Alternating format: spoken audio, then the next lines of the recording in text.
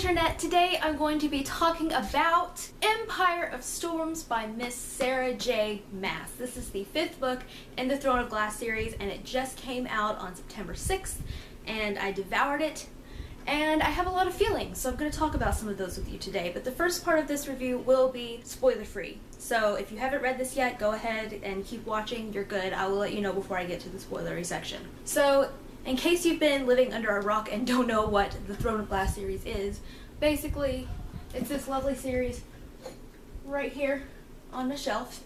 It's awesome. It is a young adult slash sort of new adult high fantasy series. It's awesome. It's about a kick-butt assassin named Selena Sardothian. I'm a bit obsessed with it, if you can't tell.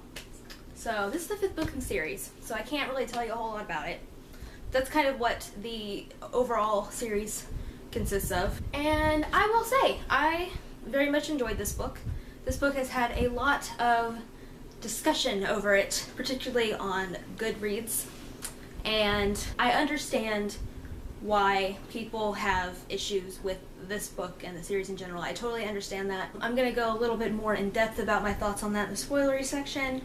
But I will put that out there. I do get it. I still really enjoy this series. Like, this is one of my favorite series of all time.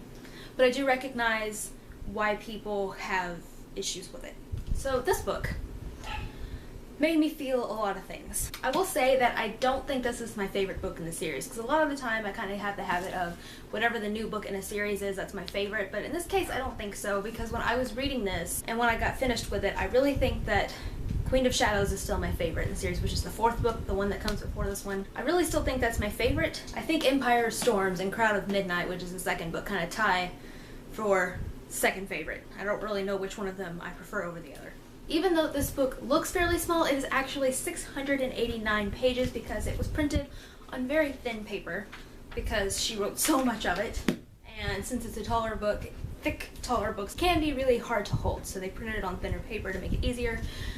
Which it was a lot easier to read, but it's also very heavy, so that was the downside to it. But I still appreciated how it was a lot easier to hold than Queen of Shadows. I gave this book a 5 out of 5 stars because I loved it. I love this series, like I said. I highly suggest if you are into fantasy, check it out. I am going to go into the spoilery section now, so if you haven't read this yet, go read it and goodbye. So this book, there's so much that happened in it, and I've waited a couple days since I finished it to film this because I haven't had time.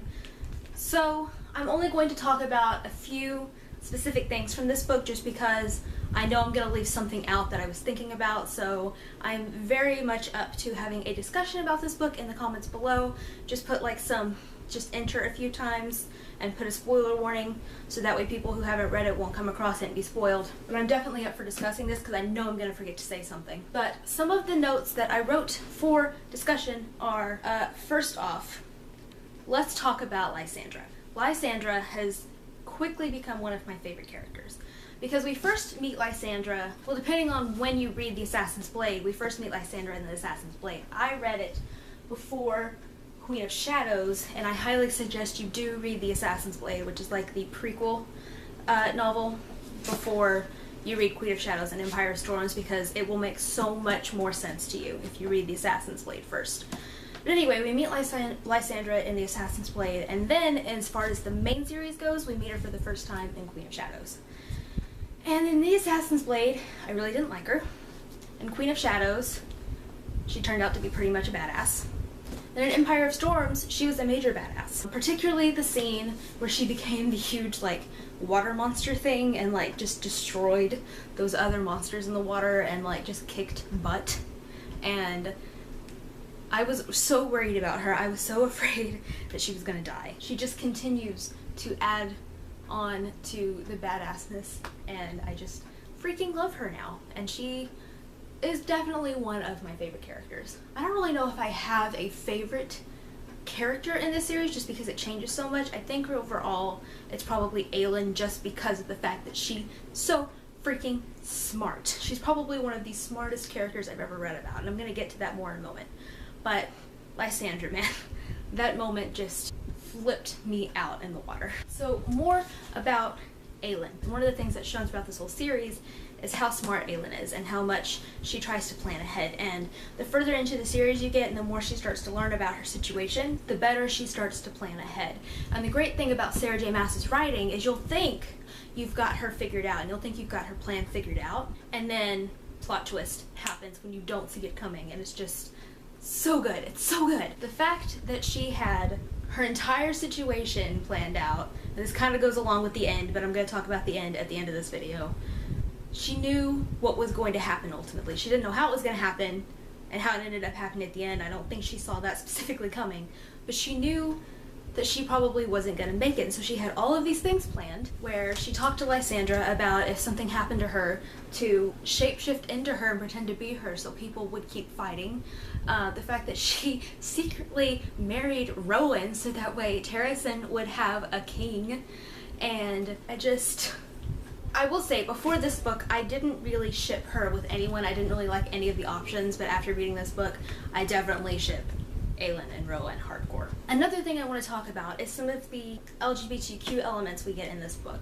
The fact that we now know that Adian is apparently bi, which I love. I love how he just comes out to Lysandra and he's like, yeah, I have done it all. I've had sex with women. I've had sex with men. I like all of the things. It's fine. And he's just very open about it, and I loved that we finally have one of the main characters that has some kind of diverse element to it, because one thing I don't like about this series is the lack of diversity, which is what a lot of people don't like about this series. It doesn't ruin the series for me, but I don't like it. So I like that we have a main character who has some kind of diverse element to them. That's really exciting. Another thing that I loved going along that same line is when Elide is talking to Lorcan and she just comes out and says, I really can't tell you which way I go because I've been traumatized enough to where the fact that I don't really feel attraction anymore. I don't know what my sexuality is. And I loved that because we really don't see a lot of characters who will just admit the fact that they don't know. We don't see a lot of characters in literature that I think really are questioning it unless they are kind of leaning towards a very specific way. Like they may be questioning it, but they think they're this. And Elide just came out and was like, dude, I don't know. And I loved that. Also, just going along with Elide, I knew in Queen of Shadows, whenever she was kind of introduced, I knew that she was going to become super important. And we really didn't see a whole lot of her grow a whole lot in Queen of Shadows, but I was really hoping that when we got to this book, her character would just develop so well. And I think that her character development was just done so well in this book. I'm really happy with where her character's going. I don't like Lorcan, though. I don't like her and Lorcan, but I really just don't like Lorcan. Period. So I'm not too crazy about what's going on there. I'm glad that he helped Elide get to Aelin, but I just don't like him as a character. So it's hard for me to like them together because I don't like him. So the only other thing really that I have to talk about is the ending, and the ending destroyed me. The fact that I was reading and they started whipping her when, I don't know how you say her name, Maeve? We're gonna say Maeve. Maeve sounds easier to say. When Maeve got the other Fae warriors to start whipping Aelin, I freaked out. Just because of the fact that we know Aelin's gone through this when she was in Endervere, and now she's having to go through this again, and I just can't imagine how traumatizing that must have felt. And then the fact when they're describing putting the iron mask on her and then putting her in the iron box, which is like basically a coffin. It's just so hard to see any character go through something like that, but when she's like one of your favorite characters, I'm so glad that she was smart enough to marry Rowan first, and that she knew that something was gonna happen, that she wasn't gonna make it, and so she made something happen to where everything would be okay if she didn't make it. And I mean, she's not dead yet.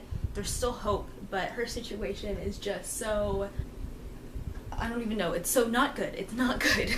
And I'm really, really worried about her. I'm so mad that I have to wait like a year until the next book comes out, and then the next book's gonna be the last book, and I'm like, what's gonna happen? What's gonna happen? Because we have so many different main characters now and so many points of view that like, at this point, anybody could die, and that scares me. So, we'll see. Also, I forgot to write this on my notes, but I'm glad I remembered it before I quit filming. I missed Kale. Kale used to be one of my favorite characters, and Queen of Shadows particularly, I started to get really annoyed with him, but I don't like that he wasn't included in Empire of Storms, and I'm gonna kind of let it go until I get to the last book, because maybe there's a specific reason he wasn't included in Empire of Storms. But for me personally, I felt like it was a missed opportunity for Sarah J. Maas, because she does get a lot of crap for not making her books very diverse, and the fact that Kale is now disabled, I feel like she missed an opportunity to have some kind of diverse element since Kale is a main character. But I'm gonna wait and hold off complete judgment until I read the last book, because maybe there was a reason for that. We'll see. But I just wanted to throw that out there. I can't think of anything else to say about this, so like I said, let's discuss it in the comments below. Just put a spoiler warning and maybe hit enter a few times for people who haven't read it and are looking at comments, because people still do that. So anyway, I think I've rambled on long enough about this book, and I know I probably forgot to say something else, but that's okay. That's what Goodreads is for. I will see you guys next time with another video. Bye!